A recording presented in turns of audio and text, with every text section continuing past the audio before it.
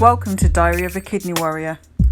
Follow my journey as I overcome kidney disease, sharing faith, knowledge, hope, and love. Hi, and welcome to Diary of a Kidney Warrior. My name is DeeMoore and welcome to the channel. If you haven't yet subscribed, please subscribe and don't forget to click the notification bell to let you know when I've uploaded new videos. I'd also like to start by thanking everybody for their comments, their feedback, phone calls, text messages and messages.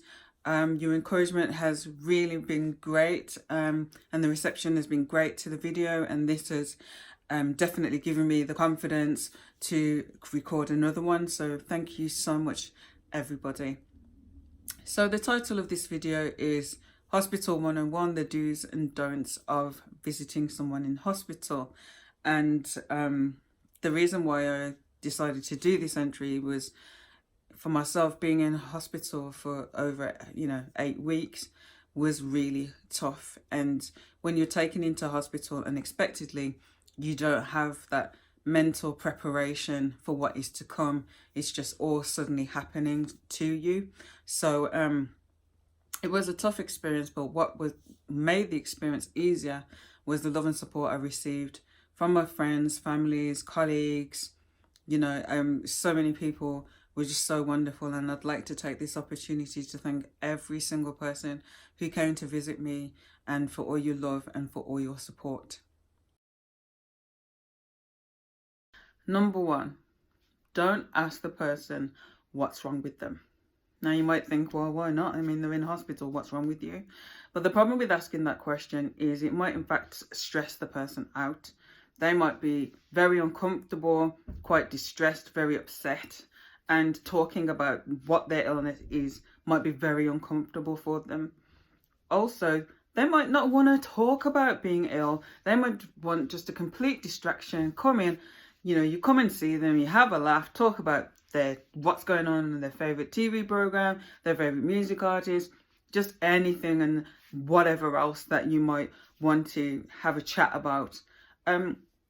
And in my case, I was in the hospital 7.5 weeks before I had a diagnosis.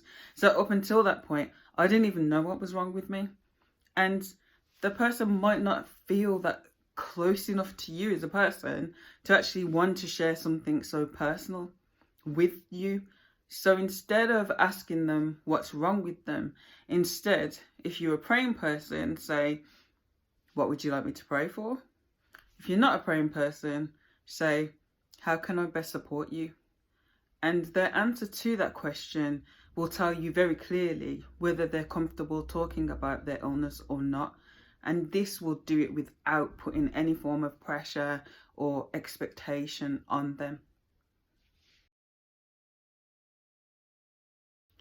Number 2, let the person know that you're coming to visit them. Now, being in hospital is a really, really difficult, tiring experience. It's not easy to rest while you're in the hospital. In my case, I was fevering through the night, so I wasn't getting the full night's sleep. During the day, I was being seen by lots of different health professionals, doctors, nurses, HCAs, auxiliaries, having blood tests, having other types of tests. And so they might actually have a test that they weren't expecting. And in my case, I didn't know when a certain test was coming up until the porter came to collect me. And so if they know that you're coming, they can let you know. And so, you come at a later time, or you might need to come another day, depending on your schedule. But then it saves you a wasted journey. And also the person might feel really tired or feel really unwell, which happened to myself, where I had to cancel visits when people coming because I just didn't feel well. So again, if they know you're coming, they can do that, and again save you a wasted journey to the hospital. Also, if you can't make it to the hospital for whatever reason, let them know that you can't make it. When you're in the hospital, hours and weeks and days seem like years when you're in the hospital. So let them know, so they're not waiting around expecting or staying up because they think you're coming, when they could take that opportunity to then get some extra rest. Number 3, Do ask the person you're visiting what they need. I was very, very blessed that many of the people that came to visit me asked me what I needed, and this was great because hospital food, shall we say, is, yes, very moving on from that point. And so it was really, really, really helpful when people asked me, because then I could ask for, you know, kidney friendly foods, and I ran out of stuff while I was in the hospital, so I was able to ask for things that I had run out of. So it's really, really helpful if you ask the person if they need anything before you visit. Number 4, do message, text, DM, send cards. If you can't visit the person in the hospital, do let them know that you're thinking about them. Hearing from people directly is so encouraging when you're in the hospital. And I actually received a get well card that was posted to the hospital, and it actually got to me. So where there's a will, there's a way.